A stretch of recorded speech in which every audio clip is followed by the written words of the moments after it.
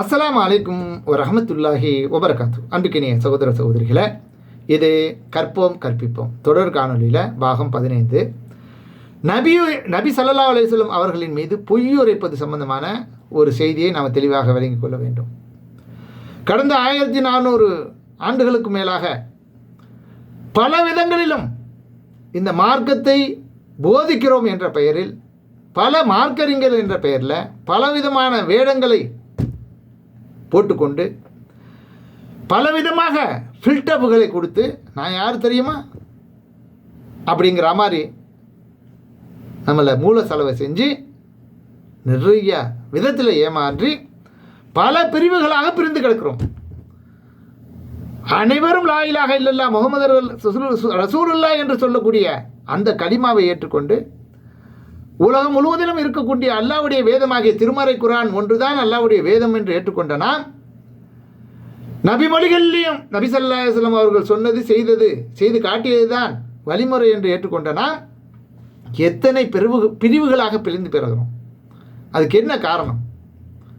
அல்லாஹ்வின் தூதர் மேலே இட்டு கட்டி பொய்யுரைத்து அப்படி சொன்னாங்க, இப்படி சொன்னாங்க, அதில் இருக்குது, இதில் இருக்குது என்று நம்மளை வழிகெடுத்து இருக்கிறார்கள்ங்கிறதுல ரொம்ப கவனமாக இருக்கணும்.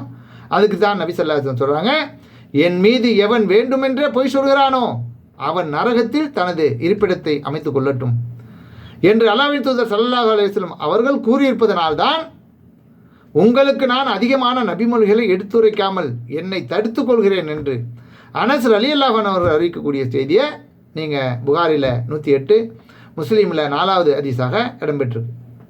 மேலும் அல்லாஹ் ரப்பல் ஆலமீன் இன்னும் அல்லாஹ்வுக்கும் அவனுடைய தூதருக்கும் கீழ்ப்படியுங்கள். யாருக்கு கீழ்ப்படியணும்? அல்லாஹ்வுக்கும் அவனுடைய தூதருக்கும் தான் கீழ்ப்படியணும், வேற எவனுக்கும் கீழ்ப்படியக்கூடாது. அதில் நம்ம உறுதியாக இருக்கணும். நீங்கள் கருத்து வேறுபாடு கொள்ளாதீர்கள், அவ்வாறு கருத்து வேறுபாடு கொண்டால் கோழைகளாகி விடுவீர்கள், உங்கள் பலம் குன்றிவிடும் என்று 8வது அத்தியாயம் 46வது வசனத்தில் அல்லாஹ் சொல்லி காட்டுகிறான். ஆக அல்லாஹ் சொன்னது இதுதான் சொல்லி தெளிவாக நமக்கு புரிந்துவிட்டால் அதில் அனைவரும் ஒன்றா சேர்ந்து நம்ம கட்டுப்படணும். அல்லாஹ் இதை சொல்லியிருக்கிறானா இல்லையா, இவர்கள் இட்டு கட்டுகிறார்களா, மேலதிகமாக அதுக்கு விளக்கங்கிற பேரில், தப்சீருங்கிற பேரில் அள்ளி விட்டுருக்கிறார்களா என்பதை தெளிவாக நம்ம புரிந்து செயல்பட்டோம்.